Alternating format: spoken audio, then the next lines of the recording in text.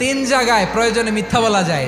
এক নাম্বার, আপনার ওয়াইফকে খুশি করার জন্য, সে একটু এরকম না বলে একটু কৌশল করে বললে খুশি হবে, ওটা বলা যায়। দুই নাম্বার, জীবন মরণের ব্যাপার, জান বাঁচানোর জন্য একটু কৌশল করে ঘুরিয়ে বললেন, এটা জায়েজ। তিন নাম্বার, দুইজন ঝগড়া লাগছে তাদেরকে মিলিয়ে দেওয়ার জন্য কৌশল করে একটু মিথ্যা বলা, ঘুরিয়ে বলা যায়। দুইজনের মধ্যে দেখলেন যে সম্পর্ক খারাপ, একজনরে বললেন, ভাই সে তো ওই দিন আপনার ব্যাপারে অনেক প্রশংসা। কি আমার ব্যাপারে প্রশংসা? কি বললো? এই বললো আপনি নাকি এই করছেন ওই করছেন, অনেক প্রশংসা। লোকটার মন খুশি হয়ে যাবে তার ব্যাপারে, ঠিক কিনা? আবার তার সাথে যার ঝগড়া, ওরে যে বলুন, ভাই ওই দিন তো সে আপনার অনেক অ্যাপ্রিসিয়েশন করলো, অনেক, সে তো অবাক। ফির বলে কি? এই যে দুইজনের ব্যাপারে দুইজনের একটু ভালো ভালো কথা বলে দিচ্ছেন, একদিন দেখবেন রাস্তা দিয়ে হাঁটার সময় একে অপরকে সালাম দিয়ে ফেলছে, সালাম দিয়ে বুকে জড়ায় ধরছে, আছে না নাই?